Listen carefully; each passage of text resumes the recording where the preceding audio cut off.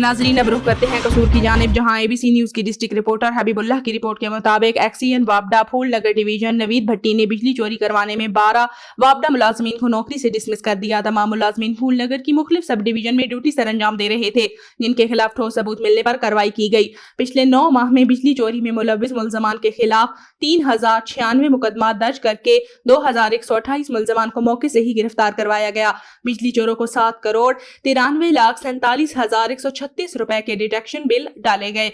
बिजली चोरी में मुलविस अफराद से 4,41,24,265 रुपए डिटेक्शन बिल कीमत में रिकवर किए गए।